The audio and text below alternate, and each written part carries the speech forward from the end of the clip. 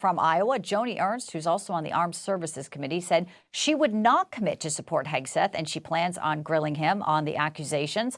Hegseth can afford to lose just 3 GOP votes, assuming all Democrats vote against him. So pleased to bring right now our next guest, Republican Congressman from Pennsylvania, also a member of the House Permanent Select Committee on Intelligence, Congressman Scott Perry. A pleasure, sir. Good to have you in today here on Newsline.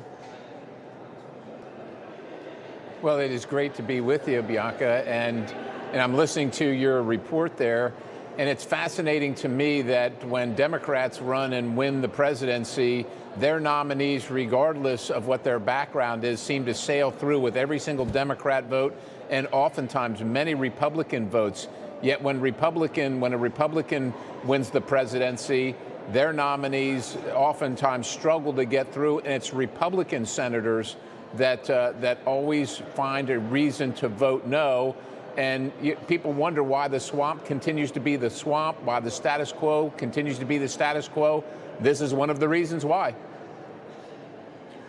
Yeah, it's an astute observation, a conversation we've been having for several days, Congressman Perry, when it comes to the cabinet choices that Donald Trump wants. Now, Senator Lindsey Graham said, I think some of these articles are very disturbing. He obviously has a chance to defend himself.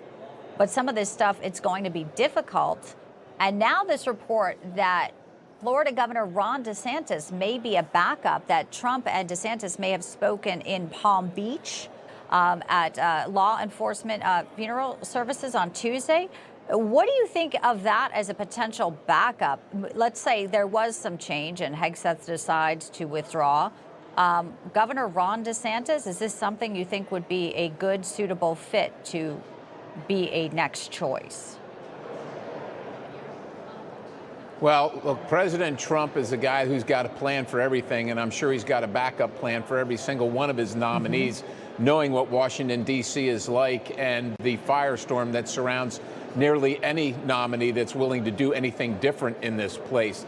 That having been said, look, I served with Ron DeSantis. Of course, he was a founding member of the House Freedom Caucus. He's been a terrific governor for Florida and a terrific leader across the country, and of course, military service as well.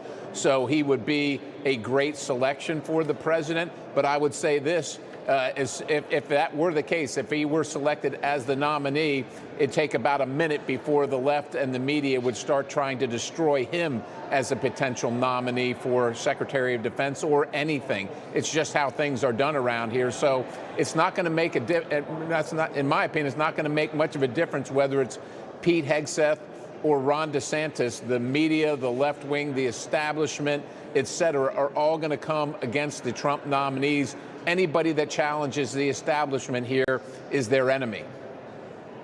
You're right. And it could next be Tulsi Gabbard. It could be RFK Jr. You know, we had Mike Davis on yesterday from the Article 3 Project, and he wants people to write their senators, in fact, to say what you just said, to demand that Donald Trump gets the choices he gets. You know, why is it such a difficult thing when they have the majority, they have the trifecta here? Donald Trump is asking to put together a cabinet. And you're right.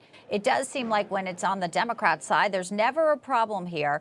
But many say this is a litmus test and that Donald Trump will remember who was loyal and who was supporting his choices here. What do you make of that, Congressman Perry? Well, I understand the language to be advice and consent, right? Advice and consent. So they should give the president their viewpoints. I think that's appropriate, their concerns. But this is the president's pick. The president was the one who was elected. And if these nominees become, confirmed and do the wrong thing or ineffective or something like that, that's on the president. That's his pick. That's his administration. It's his responsibility. He's the one that's accountable. You know, none of these senators are ever accountable for the actions of these secretaries, yet they're the ones that seem to pick them. And again, on the Republican side, people say, why can't you guys ever stick together? Well, it's about sticking together to do the right thing. The president has vetted these people. He has selected them for a reason. He wants to do, so he has something in mind, a plan in mind with these people. And it is a Senate now a Republican Senate standing in the way of his nominees. And I hope he takes stock in that.